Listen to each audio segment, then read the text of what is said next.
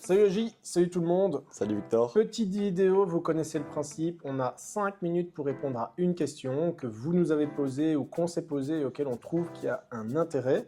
La question que je vais poser à Joshua aujourd'hui, c'est comment gérer les tâches administratives en plus des consultations. On sait que c'est une problématique qui est super courante. Il y a plein de gens qui se disent « Ok, moi je bosse comme un fou, j'essaie de donner un maximum de temps pour les patients.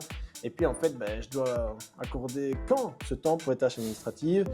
Est-ce que les gens sont au courant qu'il y a une charge administrative? Enfin bref, je pense que 5 minutes c'est peut-être trop court, mais on va tenter d'en parler. Donc je te laisse lancer et débattre. Je rappelle la question précise, comment gérer les tâches administratives en plus des consultations? Top. Je vais tenter de répondre d'une manière la plus complète possible parce que c'est très compliqué. Et justement, par rapport aux nombreuses demandes d'étudiants qui viennent de sortir de l'école, on remarque qu'en fait, comme tu dis, se consacrer aux patients, c'est bien, mais il y a l'à côté. Et la question c'est, écoute, j'ai mon diplôme de kiné maintenant, je viens de sortir, mais comment je fais pour travailler? Alors qu'en soi, ils sont kinés. Et c'est là qu'on se rend compte qu'il y a un à côté. Quand on se lance les deux pieds dedans, on se rend compte qu'il y a un à côté. Et comment je le gère?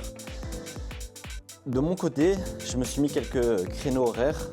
Où je me dis, à ce moment-là, je gère mon administratif, du côté kiné. L'ostéo, c'est un peu plus cool, au niveau administratif. Mais je pense qu'il faut se mettre des créneaux horaires et se dire, écoute, je fais ça, à tel moment, je fais mes envois mutuels éventuellement, facturation, comptabilité, j'envoie au comptable. Il faut se mettre un créneau horaire. Se mettre des créneaux horaires, peut-être une demi-heure en fin de chaque journée, tu vois. Moi, c'est personnellement ce que je fais. Je le fais généralement sur mon temps de midi. Je fais mon temps de midi, je mange et par la suite, je me débloque 20 minutes où je fais au fur et à mesure. Comme ça, en fin de semaine, ça m'évite d'avoir le samedi-dimanche de pris, quoi. C'est ça. Parce que si on se consacre au maximum, pour ma part, aux patients toute la semaine, le samedi-dimanche, on a envie un peu de passer du temps dans notre vie privée. Yes, je pense que tu peux le comprendre, toi. Ouais. Donc, maternité. Du coup, la première chose que toi tu conseillerais, et en termes d'un point de vue stratégique, ce qui fait la diff, c'est de pouvoir accorder peu de temps mais régulièrement plutôt que de vouloir absolument partir sur un délire de allez, je fais 3 heures de taf le samedi, tu te dis c'est plus intéressant, un peu comme un entraînement ou un peu comme tu dois faire ton renforcement de la sangle abdominale plutôt que de faire 3 heures le samedi, fais-en un petit peu tous les jours. C'est ça, totalement. Parce que même niveau mental, tu arrives le vendredi soir, tu as fini ta semaine et tu te dis faut que le samedi, toute la matinée ou peut-être toute la journée en fonction de la charge administrative, il faut que je fasse de l'admin. Tu n'as déjà pas envie. Tu vas pas bien dormir le vendredi, tu vas y penser.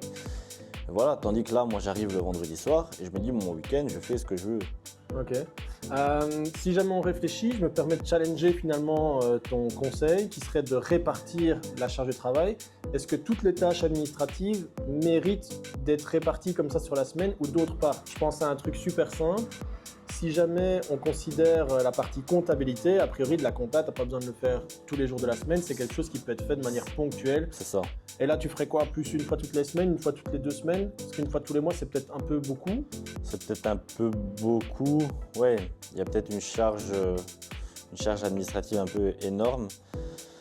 Ce que je fais niveau administratif, niveau comptabilité, c'est que j'ai pris l'habitude de scanner, encoder dans mon ordinateur. J'ai des dossiers par mois, janvier, février, mars, avril.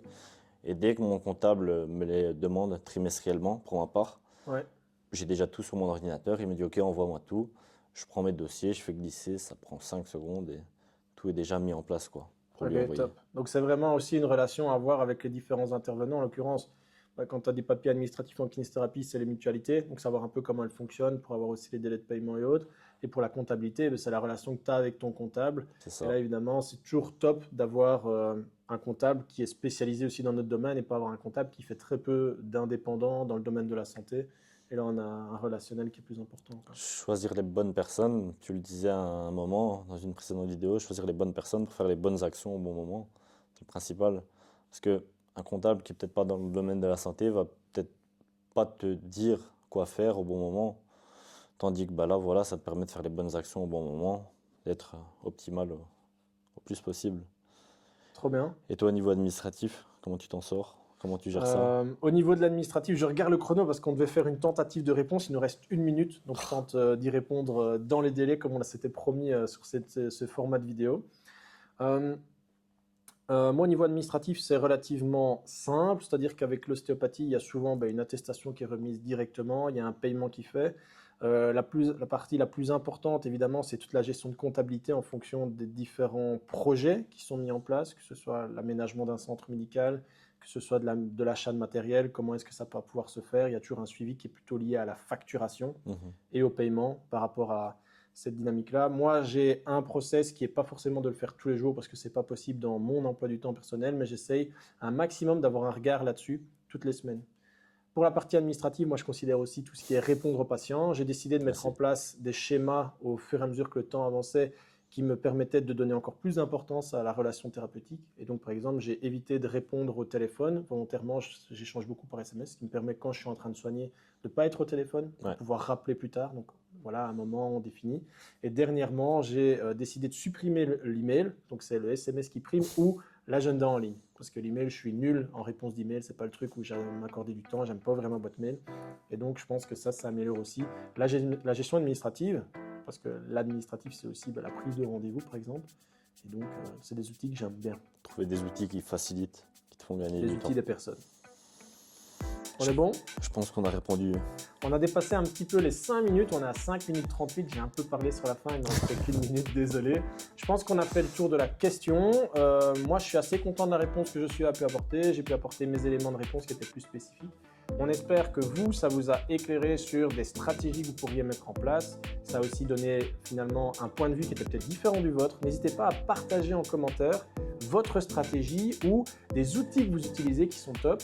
Si vous cherchez finalement un accompagnement par rapport à cette mise en place, parce que vous ne savez pas, vous êtes dans les débuts, c'est quelque chose qu'on est en train de mettre en place. Donc n'hésitez pas à nous envoyer un message, on n'hésitera pas à vous aider.